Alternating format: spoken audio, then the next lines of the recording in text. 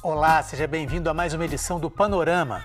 Janeiro de 2020 foi o mês mais chuvoso da história de Belo Horizonte. Mas não foi só a capital que sofreu com o excesso das chuvas nesse início de ano. 196 cidades do estado já decretaram situação de emergência. Ao todo, quase 55 mil pessoas ficaram desabrigadas ou desalojadas e foram registradas 57 mortes. Mas por que, ano após ano, as tragédias se repetem? A culpa é apenas da natureza? Para conversar conosco sobre os impactos da chuva no estado e sobre as possíveis providências para evitar tantos estragos, nós convidamos o capitão Luiz Antônio Silva, da Defesa Civil de Minas Gerais, e o presidente do Conselho de Arquitetura e Urbanismo de Minas, Danilo Batista. As chuvas em Minas são assunto do Panorama que começa agora.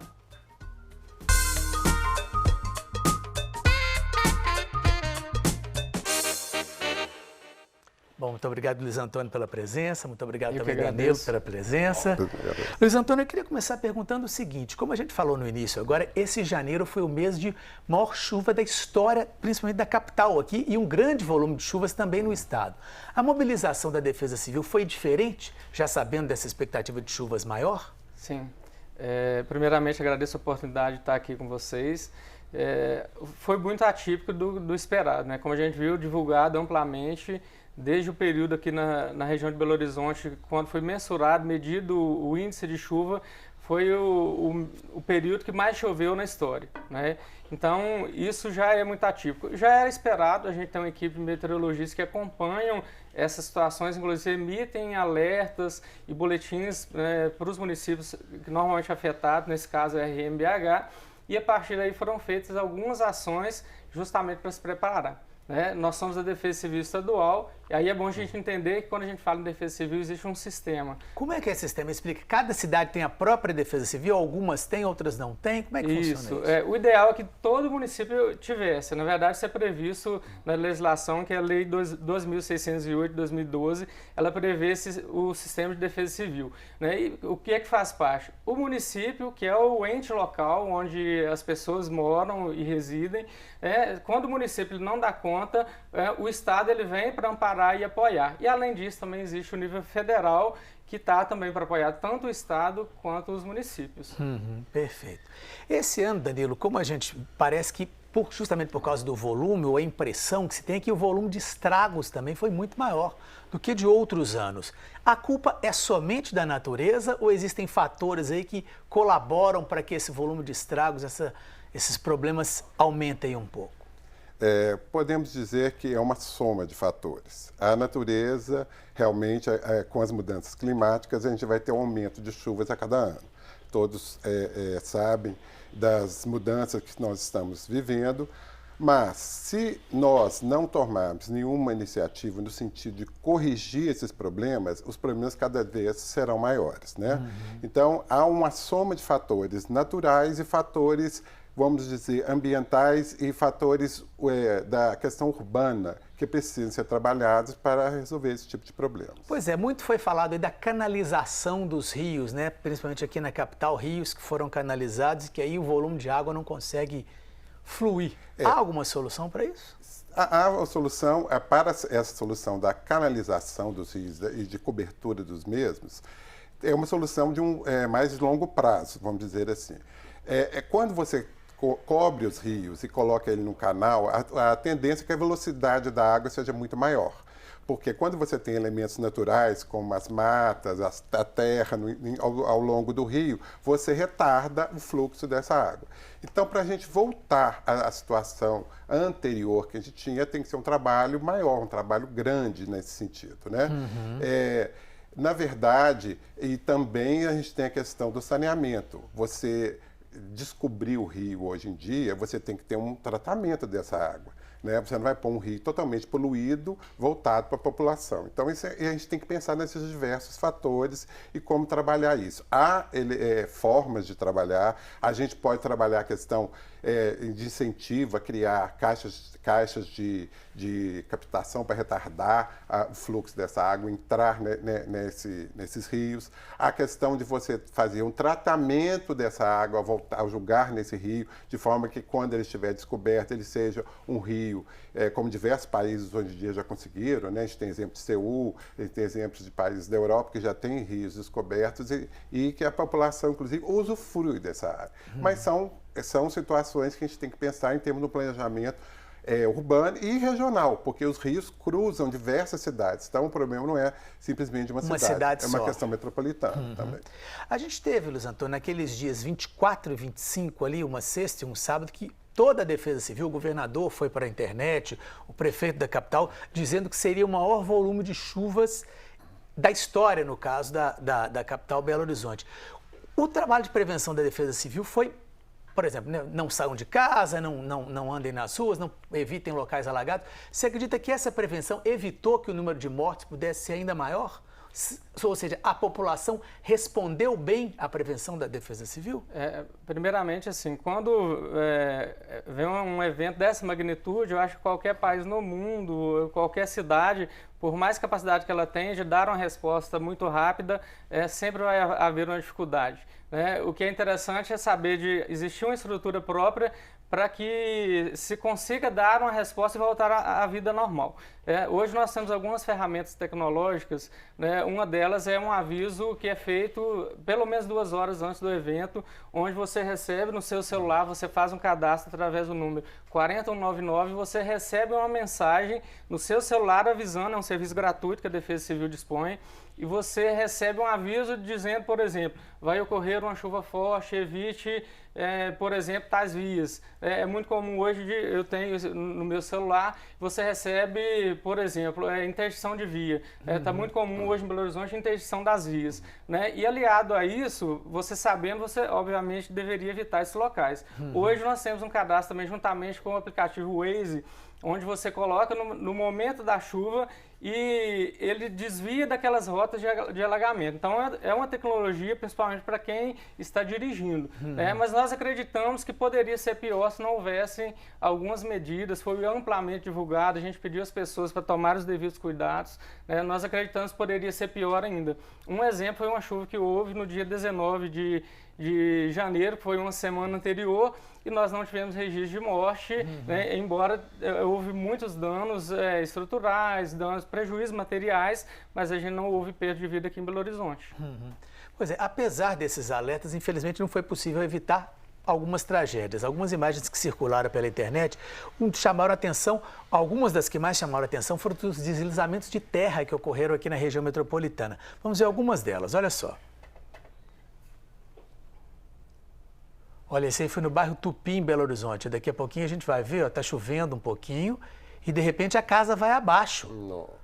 É uma imagem bastante impressionante essa daí. A gente tem uma próxima também, ó, no bairro Jardim Alvorada. Isso aí é o pessoal já tentando buscar as vítimas do deslizamento. Depois nós vamos ter uma outra ali que vai ser em Ibirité, que é na região metropolitana. Ó, exatamente, olha, veja essa coisa impressionante também. Lá e vai descendo tudo, ó, vai descendo as árvores, vai descendo tudo. Danilo, ó, outro deslizamento ali que assusta as pessoas no meio da rua. Essa questão da ocupação das encostas é algo que tem solução? Quer dizer, já se está ocupando menos que se ocupava anteriormente? Sim. Como é que está sendo isso? Na verdade, esse trabalho dessa mudança de conscientização da população em relação à ocupação de encostas e locais perigosos já melhorou muito. No passado, a gente tinha muito mais problemas com esse tipo de eventos. A gente tem hoje uma lei que precisa, inclusive, ser implantada, entrar em funcionamento, que é a Lei 11.888, que é a Lei de Assistência Técnica de Habitação de Interesse Social. Essa lei obriga que os municípios, os entes públicos, são responsáveis pela habitação de pessoas que tenham essa necessidade de habitação, que são pessoas carentes e tal. Essa lei, ela precisa, entrando em vigor, ela vai ter o apoio de profissionais que vão estabelecer locais onde essas pessoas podem ficar, vai ter estudos geológicos para ver se aquele lugar é adequado, vai ter projetos que vão pensar aquilo como um todo, porque a ocupação desenfreada, a ocupação sem ser pensada, sem ser planejada por pessoas, por profissionais, ela acaba acontecendo coisas dessa forma. Então, se você pensa numa coisa como um todo, pensa na questão questão da permeabilização, da permeabilidade do solo, e da questão da distribuição de espaços, da questão de manter corredores verdes ao longo das ocupações, e isso vai minimizar esse tipo de problemas. Então, são diversos fatores que a gente tem que pensar. Se a gente pensar, por exemplo, que as habitações, a maioria das ocupações, a maioria das habitações na cidade são irregulares, a gente tem que criar essa conscientização de regularizar isso. Porque se você pensar, hoje em dia a gente tem de 10% a 15% de habitações regulares no... Irregulares? Regulares. Regulares? Regulares. 10 a 15%. A maioria é irregular. A maioria é irregular. Então, se você não criar essa consciência e não criar essa forma de cada dia aumentar a regularização dessas construções, fica difícil você prever problemas desse tipo, né? Como é que é o trabalho da Defesa Civil com essas pessoas que moram nessas áreas, mesmo antes do período das chuvas? Sim. Vale ressaltar que, como a gente falou do sistema de defesa civil, uma das atribuições da Defesa Civil Municipal é mapear essas áreas de risco. Então, deve existir na prefeitura um mapa onde ele vai falar qual que é o risco, por exemplo, se é um risco de alagamento, se é um risco de deslizamento. E isso, o primeiro fato é esse, ter isso muito claro. A partir daí, deve ser tomadas medidas pelo poder público local, e um deles é que a população saiba e seja comunicada de que aquele local é um local de risco. E a partir daí, aquela população deve ser orientada o que fazer naquele momento, por exemplo. Se é uma área de alagamento e a sua residência está naquele local, a água começou a subir, você tem que deslocar para um local seguro. Já deve existir isso mapeado, dito qual que é esse local, né, naquele momento ali de um risco maior. Pois é, as chuvas nesse mês de janeiro, elas castigaram muito Belo Horizonte, mas elas também castigaram várias regiões do estado. A gente tem imagens também de algumas cidades em que os rios simplesmente saíram do leito. Olha lá, Abre Campo na Zona da Mata. Olha como é que ficou o centro da cidade de Abre Campo, totalmente alagado. Olha lá, parece que o rio aumentou. Raul Soares agora. Essa aí foi tirada, ó, a casa desabando dentro do rio.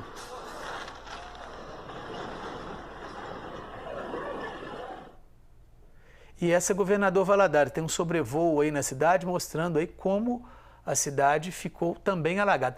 Como é que essa questão, Danilo, a questão dos rios que cortam muitas cidades, né? Há alguma solução? Quer dizer, não pode se construir nas beiras, porque as chuvas acontecem e o rio vai sair do leito. O que fazer? Na verdade, os rios, quando eles eram naturais, quando esses rios existiam na natureza inicialmente, eles tinham toda uma vegetação ciliar ao longo desses rios que que evitavam esse tipo de problemas.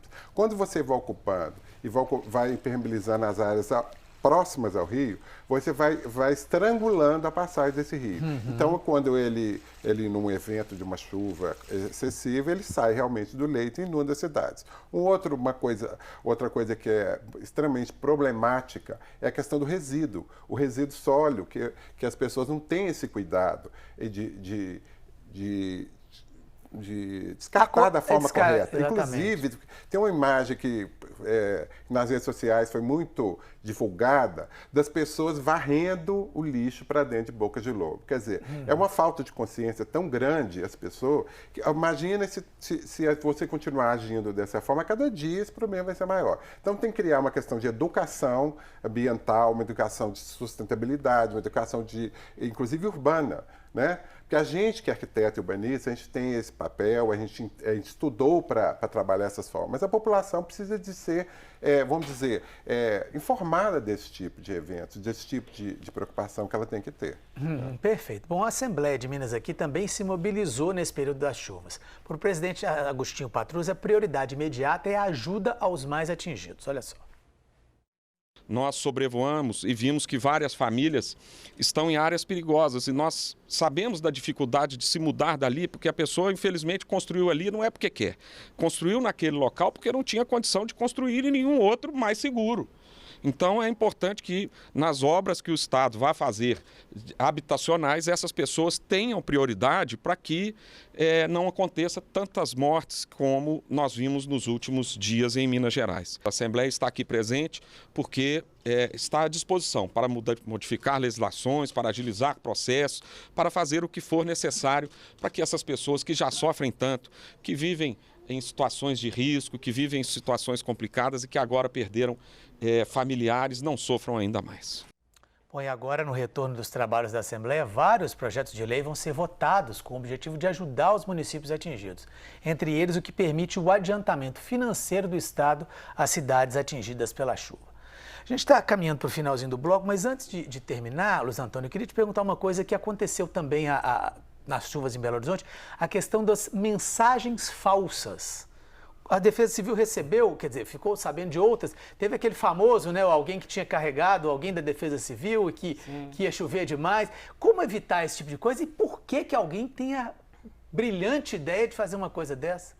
O brasileiro é muito criativo, né? E, inclusive, em momentos desses, que são momentos muito sérios e não deveriam, né? A gente vê isso muito através do telefone de emergência, as pessoas ligando e fazendo trote. Trote numa situação dessa? Numa situação dessa. E acaba que é uma brincadeira que prejudica, que desinforma a população. O que é que a gente pode falar disso? Hoje nós temos meios oficiais, né? Como eu disse no início, a gente tem um serviço de meteorologia que acompanha o risco de um fenômeno natural dessa magnitude, e isso é avisado através dos nossos canais oficiais, são redes sociais, boletins, a gente encaminha isso para a Prefeitura, tem um site da Defesa Civil. Então, o que é de oficial, nós vamos procurar nos locais oficiais, né? Se tiver dúvida, ligue no telefone da Defesa Civil. Esse aplicativo, como eu disse para você, não é um aplicativo, o cadastro no SMS, ele recebe uma mensagem fidedigna, né? E acaba que informações e vídeos e áudios como esse deixa a população meio que apavorada, né? Dúvida, procure nossos meios oficiais, nossas redes sociais são muito divulgadas, né? Normalmente, hoje está bem comum as pessoas possuírem um smartphone com acesso à internet, então, na dúvida, procure um canal oficial, né, para se informar melhor. Perfeito, a gente vai fazer só um pequeno intervalo e voltamos em instantes falando mais sobre as chuvas em Minas. Não saia daí.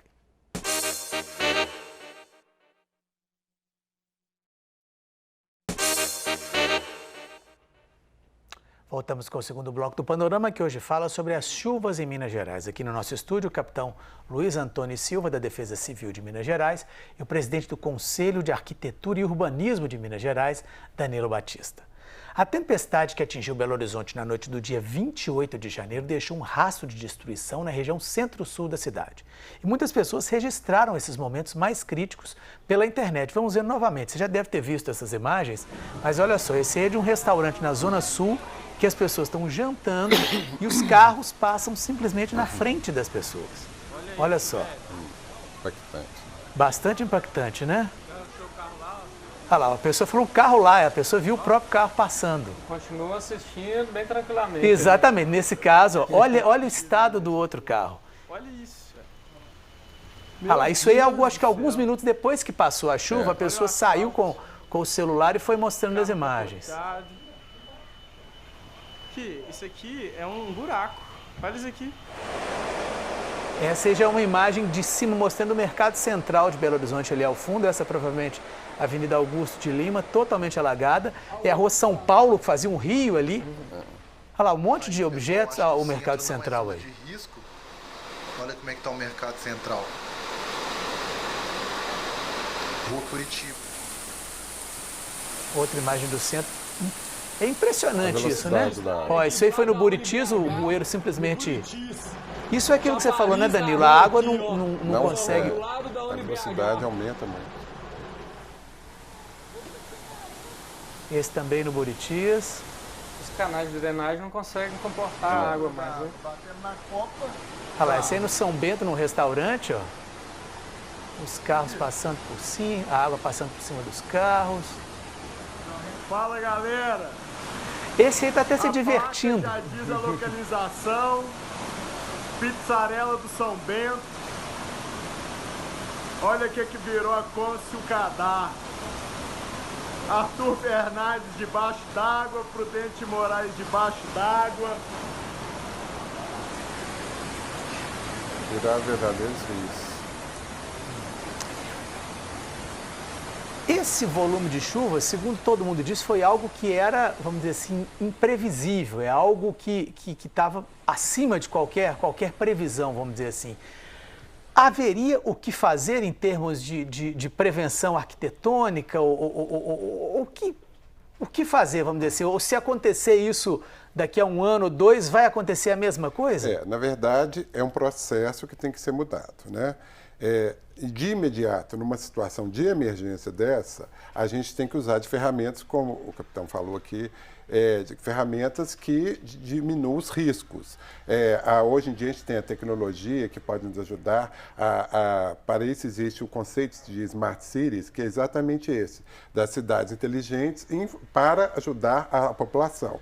Então, você ter esses avisos em caso de riscos, você ter avisos em caso de segurança, são muito bem-vindos. Mas, num processo de longo prazo, a gente tem que mudar a questão do nosso planejamento. O que a gente tem que trabalhar? Primeiro, a gente tem que trabalhar da questão da permeabilidade do solo, esse é um dos assuntos mais importantes, porque a forma que você vê aí, o rio não comporta mais esse volume de água que vai para o rio imediatamente. Então, a gente tem que criar mecanismos que a água demore a chegar nesse curso desse rio, seja ele coberto ou descoberto. Né? No caso do rio coberto, ainda é pior, porque a velocidade ainda é muito maior, se torna muito maior e sai daquela forma, como sai no bueiro do São Bento, ou invade, arrebenta as tampas, e invade os passeios, as calçadas, levam os carros e tal. A gente tem que trabalhar questões de caixa de captação que vão retardar a jogar essa água dentro dos rios, né? A gente, inclusive, essas caixas de captação, a gente pode ser mais inteligente, usar essa água da chuva recolhida para reuso, fazer o tratamento dessa água e reuso nas próprias habitações. Então, são coisas que a gente pode trabalhar. Questão de telhados verdes que a gente pode trabalhar também, que recolhem essa água, retardam, jogar nas redes públicas. A questão do tratamento dos resíduos, que é importantíssimo. Então, é um conjunto de medidas que tem que ser tomadas de uma forma de um planejamento. O planejamento tem que ser geral, um planejamento no plano diretor, seja ele urbano, seja ele numa região maior, que seja metropolitana. Perfeito. Esse dia, a gente já falou aqui no primeiro bloco da questão do dia 24 para o dia 25, que houve uma série de previsões e de prevenções e avisos. Essa chuva do dia 28, da forma que ela veio na zona sul da cidade, ela chegou a ser prevista de alguma forma? Houve algum alerta da Defesa Civil horas antes dessa tromba d'água? Sim, houve o alerta de chuva, mas fugiu muito do... Fugiu da previsão mesmo. Havia, de fato, uma previsão, mas talvez não nessa intensidade, né? E como a gente percebeu, ela veio somente numa região, né, tanto que em alguns locais da cidade não foram atingidos. Ou seja, você estava falando que você mora na região noroeste e não viu essa chuva, Eu não vi essa chuva, já estava circulando nas redes sociais o estrago que a gente viu ali, eu olhei pela minha janela e não estava chovendo. Achou que estava em outra cidade? Tipo isso. Pois é, o prefeito de Belo Horizonte, Alexandre Calil, afirmou que o que houve em Belo Horizonte podia ter acontecido em qualquer outra grande cidade do mundo. Veja só. O que eu estou dizendo para a população de Belo Horizonte é que nós vamos reconstruir essa cidade. Fiquem tranquilos e tenham paciência, porque o que aconteceu ontem inundaria Paris, Nova York, Boston, qualquer cidade do mundo não resiste a 183 milímetros de chuva em 3 horas. Nenhuma cidade do mundo resiste ao que foi feito ontem em Belo Horizonte. Isso tem que ficar muito claro. É o maior desastre dessa cidade em 120 anos.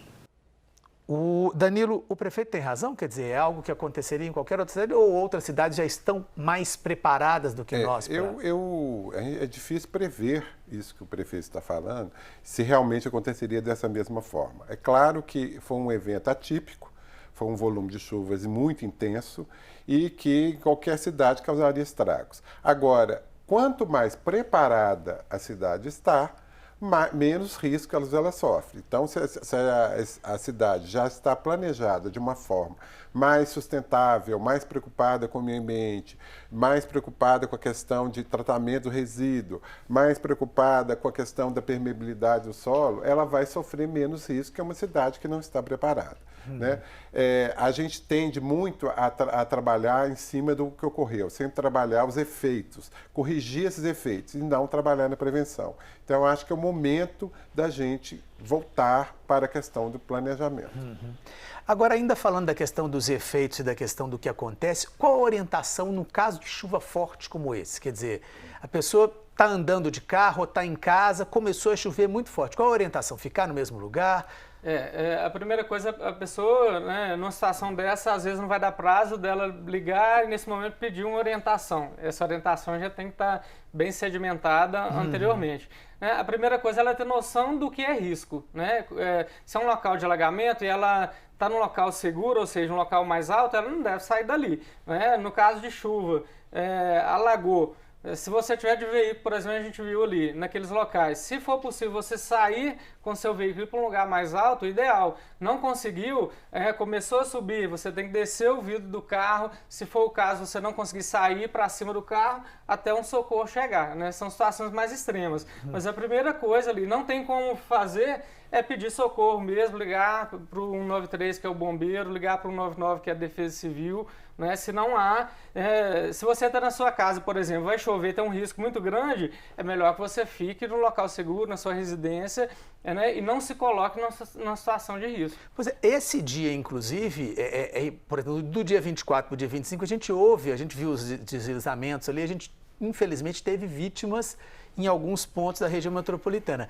Nesse dia do dia 28, que foi a chuva intensa na parte da noite, felizmente não houve vítimas. Significa que talvez as pessoas estejam se preparando melhor ou tomando mais cuidado, porque pela intensidade, pelas imagens que a gente viu ali, a gente infelizmente imaginaria que poderia acontecer algo de pior e não aconteceu. Sim. O que a gente viu nesse dia, na última imagem, foi um evento mais súbito. Então, da mesma forma também que ele acontece, rapidamente a gente viu que a água escoou. No dia 24 para 25, nós tivemos grandes volumes que foram se estendendo e aí o solo já estava encharcado, né? Foi um evento diferente, né? E um dos principais problemas que nós temos hoje é 1/3 das mortes estão vinculadas a deslizamentos. E são nessas chuvas mais extensas. Mais deslizamentos do que os próprios alagamentos. Exatamente. O maior causador de mortes, né, desses 57, desse número que a gente falou anteriormente, 1/3 deles é em virtude de deslizamentos.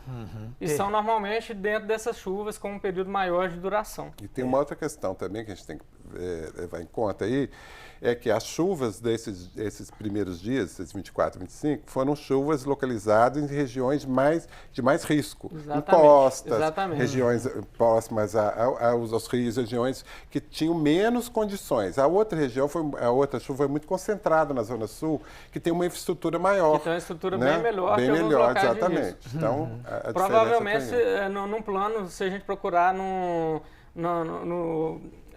o mapa de risco do município, possivelmente não é uma área que está no local de risco. Entendi. Embora tenha ocorrido pelo volume de chuvas. Perfeito. Bom, agora a pergunta que todo mundo se faz é por que choveu tanto em tão pouco tempo? Esse é um fenômeno que pode se repetir? A gente consultou a meteorologia para ter essas respostas. Nós tivemos em 48 horas aproximadamente 312 milímetros. Em 48 horas nós tivemos praticamente o volume total que nós esperamos para o mês inteiro de janeiro, que é um dos meses mais chuvosos do ano. Então, por isso que naquela quinta e sexta-feira a cidade ficou um caos. Foi muita água, por mais que tenha sido diluída em 48 horas, era muita água para um intervalo ainda considerado muito curto. Nós tivemos situações atípicas nesse mês de janeiro. Nós tivemos, em 30 dias, 935,2 milímetros acumulados. Em qualquer lugar do mundo, isso é muita água para um mês. Então, em qualquer lugar do mundo, por melhor que seja a estrutura de drenagem, daria problema. Pelo menos alagamento você teria, porque é muita água apenas para um mês. Bom, a gente termina janeiro aí, que é o mês principal de chuvas, mas fevereiro também parece que não na mesma intensidade, mas vai se continuar um pouco a chover. Algum esquema especial da Defesa Civil ou mantém-se o mesmo esquema do mês anterior? Nós continuamos em alerta, né? Nós temos equipe 24 horas sobre aviso, né, prontas para sair, se for o caso, em Belo Horizonte, para o interior do estado. Nós temos um sistema de plantão também com telefone 24 horas para um caso de emergência, né, e a Defesa Civil está preparada para isso, né, e a própria Defesa Civil do município também, que dá essa resposta imediata também, e nós trabalhamos em suporte a ela. Perfeito. Bom, a gente está caminhando para o finalzinho do programa, mas antes eu queria mostrar para vocês que a nossa equipe, no dia seguinte, né, aquela chuva enorme ali na Zona Sul, ela passeou por algumas regiões da cidade para mostrar os estragos que aconteceram. Ó, vamos ver aí algumas imagens. O que é esse buraco aí? Vamos ver de onde que é esse local. Olha o asfalto completamente... Isso é a Rua Marília de Dirceu. Totalmente com Fica irreconhecível, né? Totalmente reconhecível. Olha lá, e as pessoas tentando trabalhar, os carros passando de alguma forma ali. Isso, por que acontece? Isso é água que vem por baixo e descola o asfalto? A velocidade destrói a pavimentação, há uma força, né? Que levante... Mas destrói em alguns lugares e em outros não. É onde a água consegue... consegue sair. Romper. Olha lá, muitos prejuízos aí de lojistas, limpando a sujeira. Banco aí totalmente sujo. Com certeza, se fossem áreas de encosta, com estrutura pior, o dano seria muito maior do que a gente viu ali. Os carros, ó. Essa questão dos carros é algo que impressiona, né? O carro vai como se fosse... Ele boia completamente. E é importante a gente frisar que algumas pessoas acham que dentro do veículo elas estão seguras e não estão. Não estão, não dá para surfar dentro do carro. Não sai, a gente tem casos de pessoas que permanecem, né? Há 2 anos atrás a mãe permaneceu com a criança dentro do carro achando que estava segura e infelizmente vieram as duas. Ou seja, a água entra também dentro do carro? Entra dentro do carro. O ideal é já manter, se não conseguir sair, manter o vidro aberto e tentar sair do carro. Aí a gente já vê o bairro São Bento, aquele onde a gente tinha as imagens lá do Rio, ó, como é que ficou o asfalto. Que lições que a gente pode tirar desse janeiro para que para que no próximo janeiro, que possivelmente vai chover e talvez chova até mais forte, a gente possa não ter esse tipo de problema? Danilo, o que quer dizer? Você falou a questão da permeabilização do solo. Você acredita que vão ser feitas obras para que em janeiro do ano que vem a situação não se repita ou não piore? Eu espero que aconteçam obras para minimizar esse tipo de problema e a gente tem que criar uma consciência desse tipo de ocupação. Seja a questão das encostas, a questão da permeabilidade, a questão da ocupação e a questão de entender que todos nós temos que contribuir. Não adianta ter uma solução específica do poder público de corrigir aquele problema se você não contribuir com a questão do resíduo, com a questão da permeabilidade, com a questão da ocupação irregular. Então, isso tem que se criar uma consciência. A gente está até fazendo um trabalho dentro do CAL, que a gente vai fazer no estado inteiro, fazer uma discussão sobre essas questões urbanas e metropolitanas durante o ano inteiro. A gente vai começar esse trabalho agora no Vale do Aço, agora no dia 19, e vai tentar repetir em várias regiões do estado. Não, perfeito. Eu queria agradecer muito, Luiz Antônio, queria agradecer muito, Danilo. Agradecer a você que nos acompanhou. O Panorama de hoje falou sobre as chuvas que castigaram Minas Gerais nesse mês de janeiro de 2020. Muito obrigado pela sua audiência e até o nosso próximo programa.